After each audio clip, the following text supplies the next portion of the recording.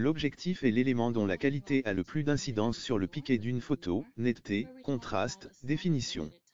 Il est caractérisé par sa focale en millimètres, son ouverture pour la luminosité et son angle de champ.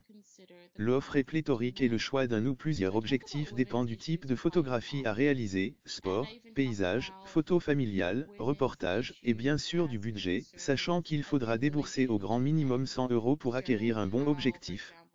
Une règle à retenir, il est toujours préférable d'utiliser un bon objectif avec un boîtier bas de gamme, plutôt que l'inverse, donc mettez le paquet sur votre ou vos objectifs. D'autant que contrairement au boîtier dont la technologie évolue très vite, l'objectif est un investissement durable et peu assujetti à l'obsolescence. Il y a deux catégories d'objectifs, les objectifs à focale fixe et les objectifs à focale variable.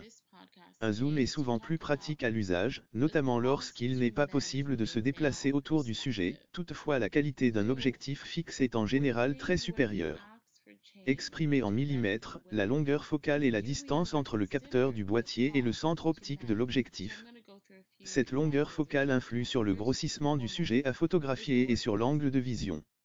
Plus la focale est courte, et plus l'angle de vision est grand.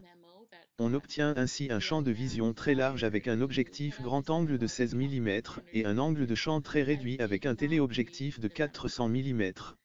All I know is from people who read the memo and people whose opinions that I trust is that it was much ado about nothing. Now I'll say, pointing out gender differences or cultural differences and passing this out as a memo in your workplace should be obvious to anyone that that's a bad idea. So I certainly don't defend him in terms of getting fired. If I was a company, I'd probably fire him too, because it just doesn't look good. It doesn't look good. It doesn't feel good, whether it's true or not. The question would be more about, is it appropriate in that format in the workplace? In a private conversation, even a conversation with colleagues who wanted to have that conversation, but to send that out to the company doesn't really look appropriate. So I'm definitely not defending him on that front.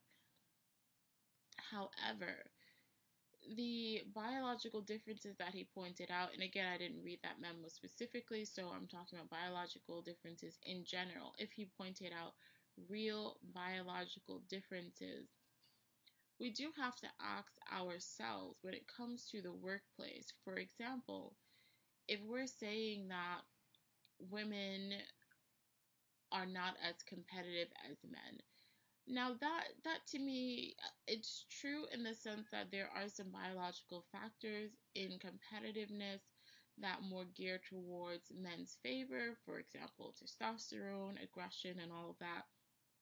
However, women who choose certain fields where they know there has to be competition often can rise up to that career field, just as men who choose work environments that where care is most prominent, they can rise up to that level. So that's an individual thing.